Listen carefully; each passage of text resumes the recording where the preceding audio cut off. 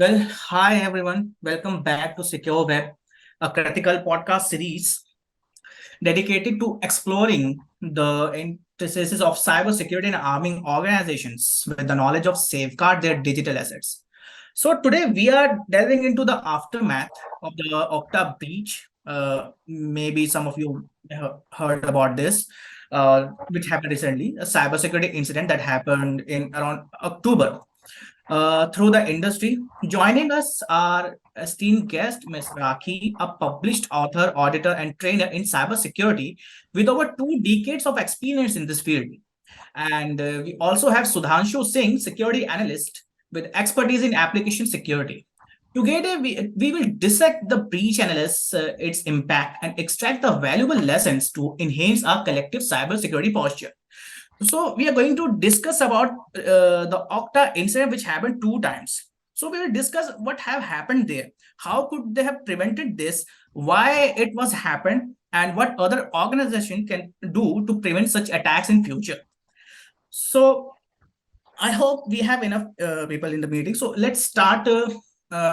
We are going to ask some question. I'm going to ask some question. I'm your host Shakib, and we have expert speakers here with me. So let's start with our speaker Sudhanshu. So Sudhanshu, let's set the stage by providing an overview of Okta breach and its significance. Can you explain what happened in this specific breach? Thank you, Sakib, for having me here. So, Okta is an IAM provider. Okta is an identity and access management provider, which fell victim to a cyber attack in October 2023. So, it potentially impacted a small percentage of its customers, as they said in their earlier reports. But guess what? 99% of their customers were being affected. Almost every customer they have, and that was pretty huge. So these incidents serves a stark reminder of the vulnerabilities that is inherent in our interconnected digital landscape. So it also highlights the importance of robust cybersecurity measures for the organizations that generally rely on third-party vendors such as Okta, IBM, Oracle, and several others. Because the IAM providers are like the gatekeepers. They are keeping our data safe. So this Okta breach is also a wake-up call for the cybersecurity industry, which rely on third-party partners for their own security. So they also need to make sure, like whether they are choosing the right partners and also keeping an eye, like things happening around them. Because no matter how large or well protected organization is, a single weakness can have a ripple effect. Okay, so what I have also heard, I would like to give some input here. Like initially, they said there was only one person, and later in November, recently they said no, it was not only 1% of our customer who got breached. There were more than that people. We'll come to that. We'll discuss about that also. Yeah. So, Rakhi, could you explain a bit more about this incident? Sure, why not? Thanks, Sudhanshu, for setting up the stage and providing a clear picture of what had happened and what was the outcome of it. But I'll quickly walk you through the technical part of what exactly happened and what went wrong.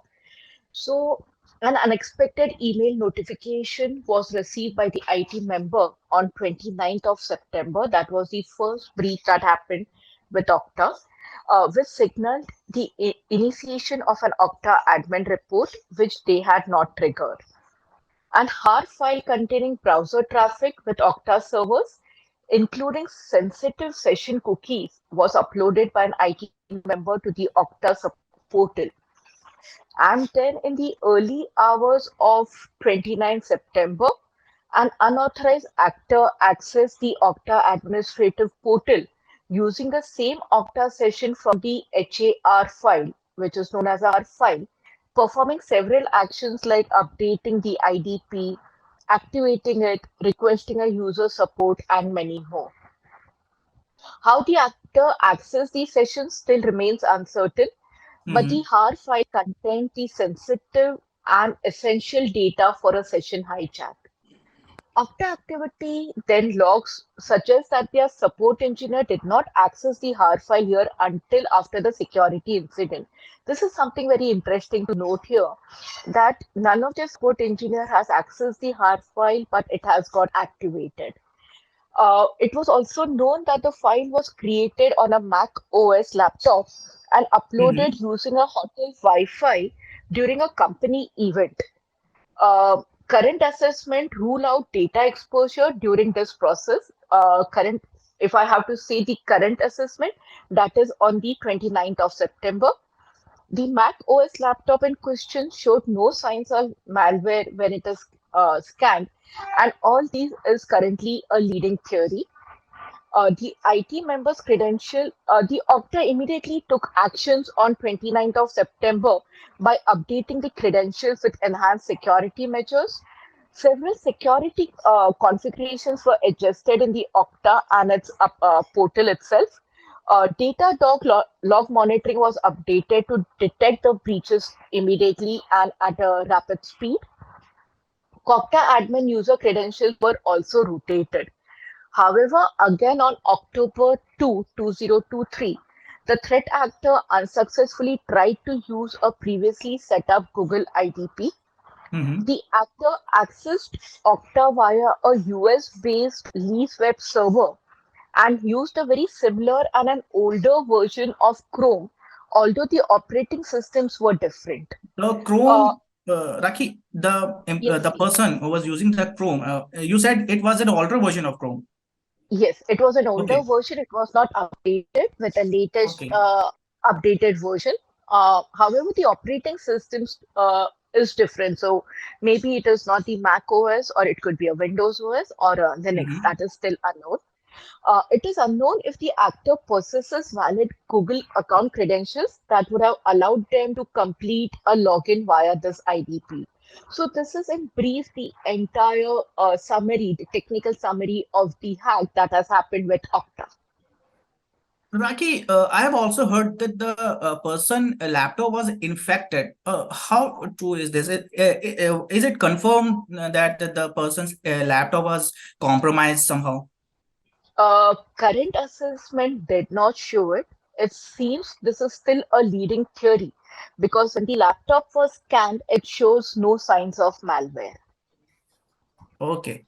Thank you, Thank you. Okay. Sudhanshu, Rakhi said something about hard file I've heard here. So could you explain about the hard file? What's hard file here for the audience? So that. Yeah, Sagib. So as Rakhi said that hard files were being uploaded by the Okta customers as a part of Okta support case management system. So hard file, or we can say as HTTP archive file, is a basically JSON-based file format that Mm-hmm. records and stores detailed information about the interactions between a web browser and a website. So, a hard file generally captures data such as requests, responses, cookies, tokens, etc. So, Okay. a hard file is generally used for debugging and analyzing web performance issues, as they provide valuable insights into network traffic and identifying potential threats. So there is one thing that is important to note, like the hard files may contain sensitive data. Like I told earlier, they have cookies or the tokens. So this Okay. hard file must be saved securely, because if someone like the threat actor has access to those hard files, they can masquerade as a real user at a real time. So this hard file is like a session token which we use in OAuth. Or is it something like that? Yeah, so basically it has some kind of tokens, cookies that is stored in the HTTP archive file. Yeah, Okay, if I can clearly recall this, the person logged into his personal computer and the HAR file, which was synced to the Chrome profile, it was also the actor was able to access those HAR file from the personal laptop of that employee. right. So You're correct. once any Okta customer uploads their HAR file as a support system, case management system, so the attacker had those access to the HAR files, and they were like access those HAR files use their tokens, and they were into their internal networks, as several reports suggested, like Cloudflare and Beyond Trust reported that they had several activities inside their internal networks. Okay, thanks for explaining, Sudhanshu. So, Rakhi, what do you think was the main reason for this attack? Can you think of any single point of failure here? Uh, if I have to talk about single point of failure, there are many. Uh, Let me, quickly summarize it with a statement saying that the Okta breach actually serves as a reminder that cybersecurity incidents can have a far-reaching consequences. So, if we do not take care of the authentication, the identification, the compliance requirements, uh, safeguards the credentials, be aware about phishing. So there could be lots of failures into this entire breach. So it was not a single, but there were multiple points of failure here. Mm-hmm. Okay. So, coming back to Sudhanshu, what were the specific vulnerabilities that the attackers exploited here? Can you explain anything about that? Yeah. So basically, the attackers exploited a combination of vulnerabilities. So the first one was weak password management practice.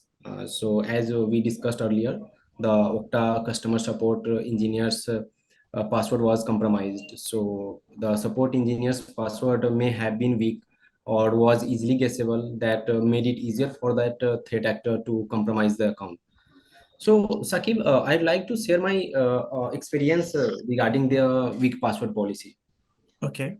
Yeah. So, as a security researcher, I was hunting on a program.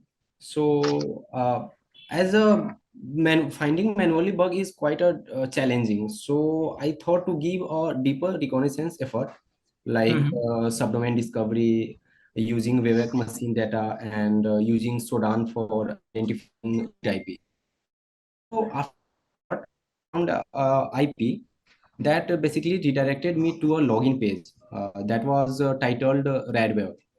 So at that time, I didn't have much idea what exactly Radware does.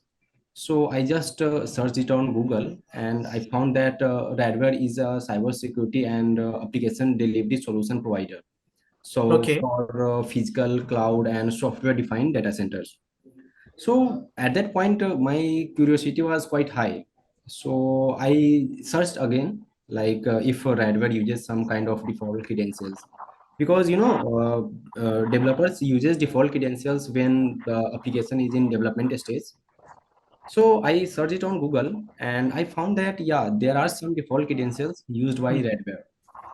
So as soon as I entered the default credentials, it granted me the access to the server's dashboard, and this access basically provided the visibility into all the servers operated by that organization.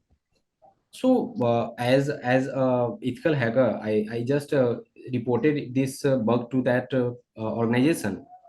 So seeing the severity and significance of this security loophole, they immediately fixed that issue. I mean, they immediately removed the default credentials, and they also awarded me a good bounty. So, Sakib, do you think what would be the repercussions if those credentials were in the hands of a cyber criminal? See that you said that they were using default credential. You found Right. a organization, you found their IP on Shodan, and there was a server, and you found that they were using default credential. This is something I personally experienced in my. I would like to share here that in my own experience, I have seen that people are using default, still using default credential. The routers, the server, they're coming with default credential here. Even some country, there's a law that you are not allowed to provide the customer any device with default credential. You have to give them custom passwords. So Right. this is something I think which is really important to not to provide devices with default credential. Even developers and security people should take care of these things, because these are low hanging fruits. If there's any attacker, they want to exploit a company, they want to hack into networks, first thing they will look for if they are using any default credential. Personally, I've also done this. I've seen that people are using these default passwords for accessing. So, Okay. Saqib, like you said, Mhm. they are low-hanging bugs, but they Yeah. have a major impact because if you think if those default credentials were used by some cyber criminal, they Mhm. would have the unauthorized access to the whole database, the whole server. They would have changed the critical settings, which would further lead to potential disruption of their services as well as their financial losses, and even the possibility of a big ransomware scenario. Okay, Okay. coming back to our point. So the second vulnerability that the attacker exploited in during the Okta breach was the insufficient privilege restrictions. So Mhm. basically, the Okta support engineers whose password was compromised had excessive privilege that allowed the threat actor to elevate their access and gain access to the sensitive data as HAR files and several other sensitive data. Mhm. Yeah, Yeah, you talk about insufficient privilege. Even in Kratikal, we have seen a program. They are in compliance. People have given admin access to those employees and those people who don't require that. And what happened here? If the person downloads some unauthorized or some unknown file from internet, that file can run whatever command. And if you give the people just guest account access, that will prevent most attacks in these cases. right. Yeah. Okay, so I would just like to add on here what Sudhanshu said, Sakib, if you could just allow me a couple of yeah, sure, seconds sure, here. sure. First of all, I like to congratulate Sudhanshu for that bug bounty. It was really a good one that you have, found it out and reported. I've also seen that it's not only using of default credentials. I also see that there are various applications developed by the software developer where they hard code the credentials. So it Mhm. becomes mandatory or it becomes compulsory for the person to use the same ID and the password, which also is quite dangerous because if there is any attack and the application code has that credentials, the default credentials, it could lead to a breach. Yes, Rakhi. Several JS files contains the hard-coded credentials we have found in Absolutely several web applications, right? correct.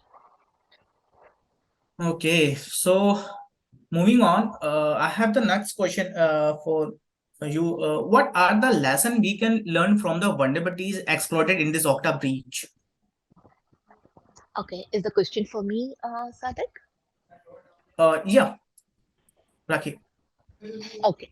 Okay, so I would say, if I start looking into the Okta and try to see what are the lesson learns that we have, to begin with, I would say that the response by Okta, including the security enhancements and transparency in disclosing the incident, is commendable, right? Because if we see something, it's good that we report it and we work upon it. If we do not do that, it could lead to a major incident moving forward. The second thing that I can talk about here is the continuous monitoring and quick detection systems are crucial in the organization today. Mm-hmm. If we see that the timely email notification alerted by the IT team member in Okta about the incident, enabling swift incidents response, no, had saved the incident to occur or reoccur the second time. So it's very important that our systems are monitored on a continuous basis. Uh, the Okay. very important point I would like to bring out here is that trust in third party vendors should be complemented by verification. I do not say that we do not trust our suppliers, we do not trust our third party vendors, but as we say, trust but verify.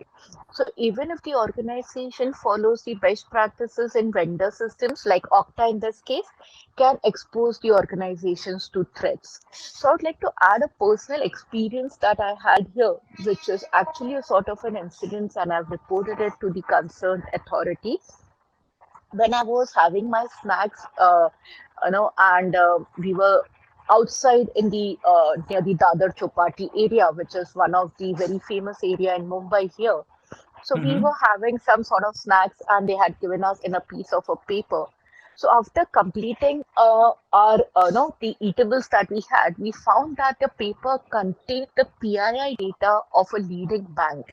It contained the detail of the employee, the blood group, the employee code, the phone number, Okay. to contact a person in a case of an emergency along with the phone number, the Hmm. IP address of the FTP server where the photos had been uploaded.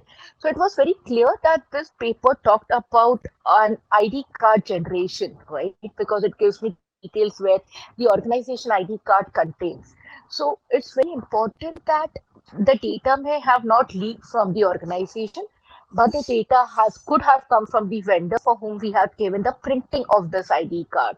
So very important that we do a due diligence, we perform a risk assessment of the vendors that we onboard. Okay. So a So clear yeah, sorry, Sane, yeah. yeah, yeah, continue, continue. So very clear communication channel with vendors about security expectation and incidents response should be in place. Um, Thirdly, avoid sharing sensitive data unless it is absolutely necessary. So we saw that the creation and sharing of the HAR file containing sensitive cookies proved to be a significant vulnerability in the case of an Okta breach, right? Okay. Um, Ensure that the session tokens and cookies are managed securely because session hijacking was a pivotal part of this breach. So if we have a session timeout, we have the session tokens which keeps on rotating, actually helps us to control those activities in place. Regularly scanning devices for malware and ensuring the security patches are updated is also a crucial part of it. Key management becomes very crucial here. Rotate credentials regularly and implement multi-factor authentication. Minimize the number of super administrator and regularly review the access rights because we just saw that the fewer entry points with elevated privileges, the better. A person with elevated privileges could upload and that lead to a breach of the incident. A robust incident response plan to be in place because we have the best document, but we never try to verify whether it works in case of a crisis. So it's good to perform a drill or test those incidents response plan at a defined frequency. At least once a year is what I would suggest.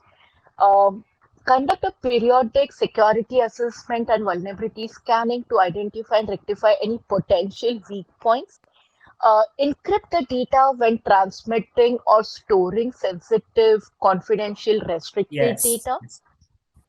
Segment the network to ensure that critical resources are isolated.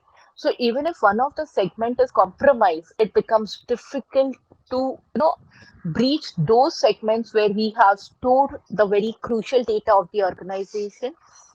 Assume that no traffic is trustworthy by default. So we saw that we had the person, the IT person had used the hotel Wi-Fi to upload. So we do not know whether it was an open Wi-Fi or was it a very secure Wi-Fi.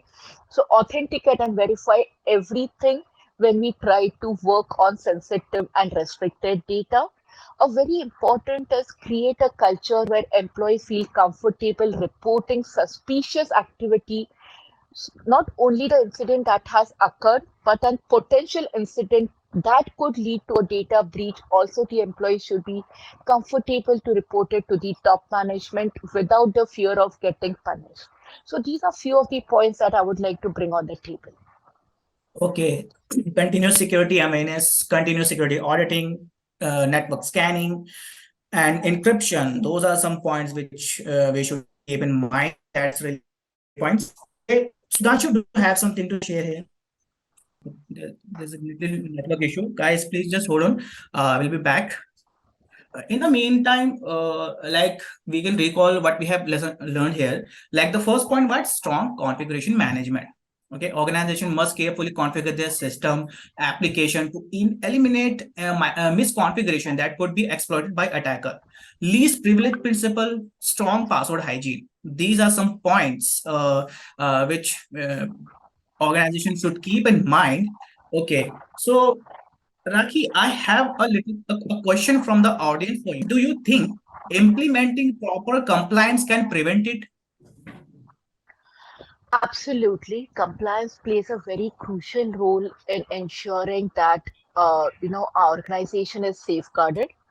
So I think implementing rigorous security measures. So security measures could be continuous monitoring, uh, having an antivirus, technical vulnerability assessments, security awareness, and many more. So many rigorous security measures, regular employee education. So I have normally seen that when the employee joins the organization, he's taken through a day-long session. uh, it becomes a Hmm. bit of a burden on the employee on a day one to absorb so much of the knowledge. So regular employee education is recommendable because small bit of information given to him at a regular interval, he'll be able to perform much better than giving him all the information on a day one. Proactive approach to threat detection and mitigation is also something which is recommendable, and we can really ensure compliances by following security measures, employee education, threat detection, threat mitigation actions in place. Okay, thanks. That was really good input. Sudhanshu, we lost in between. I was sharing, I was asking something like, do you have some points to share about the incidents for lesson learned? Yeah, so I believe there must be some, a strong password hygiene, like the organization should enforce the strong password policies, and also, educate their employees on password best practices and all. Because if we consider like the humans are the considered the weakest link in cybersecurity, so training them and creating awareness among the employees help them understand the importance of security and their role in maintaining it. And also, the organizations should have the least privilege principle, as we also discussed earlier, that Hmm. organizations should implement the principle of the least privilege, granting users only the access they need and to perform their job duties. And also, the organization should configure their systems and applications to eliminate misconfigurations that could be exploited by some threat actors. Okay. Sudhanshu, I have a question from audience for you also. Like, employee awareness is more important or regular security audits? What do you think? So I think both employee awareness as well as the regular security checks are important, but the first one should be, of course, the employee awareness, because Hmm. as I told, humans are the biggest link in cybersecurity. And in today's world, if we see many cyber attacks going on, such as the phishing and the social engineering, that basically targets the individuals. So if we train our employees about the base security best practices within the organization, so we can reduce those threats clearly. So educating, we should emphasize on educating employees about those threats, and how to recognize and respond to them is very essential. And lastly, security audits, of course, help in identifying vulnerabilities in the organization systems, networks, and processes. So this proactive approach allows for the timely resolution of potential security gaps.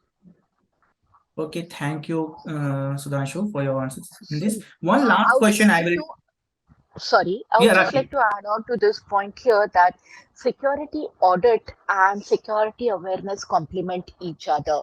If the employee is aware, he'll be able to perform, and definitely a maker and a checker concept in the case of audit will ensure that the things are in place. So actually, I feel they complement each other. Hmm. So, the last question I will take from the audience is what are the major threats organizations are facing in cloud security? Rakhi, could you give us some input in this? Sure. So today, if we see most of the organization, I said not most, but all the organization today has adopted cloud computing to various degrees within their branches, right? So the adoption of the cloud is not free. It comes with some sort of threats. It comes with some sort of a security issues, and we need to ensure that the organization's cloud security strategy is capable of protecting against the top threats to the cloud security. So I just name a few. The list is too long, but I'll just focus on some key pointers here. So to begin with, it is the misconfiguration, unauthorized access, lack of visibility, external sharing of the data loss, data leakage, very important critical and regulatory compliances with ad of the law, confidential exposure, data privacy, data confidentiality. And one very important I would like to highlight here where most organizations are facing challenges is the asset liability cost of the cloud. So whenever we go IT cloud services, we forget to leave a thin print on liability costs. So in case if today you have to migrate to cloud B from cloud A, what is the level information that is available in the cloud A is extremely. Okay, guys, I think we should wrap it up. If I recall the lesson learned here, make sure you are regular having a network audit check. Make sure you are doing the network packet inspection, regular website audit, your network audit, proper compliance implement can prevent these attacks. Uh, I would like to thanks Rakhi again for sharing your valuable insight on this. And I would like to thank Sudhanshu again for sharing his experience and expertise on these incidents. And so, guys, that was it for today's podcast. I hope you all have enjoyed the session. I would like to thank you all for joining us here. And till then, take care, guys, and stay secure. Thank you, Sagev, and thank you, Rakhi, for joining this invaluable lesson. Thank you. Bye bye.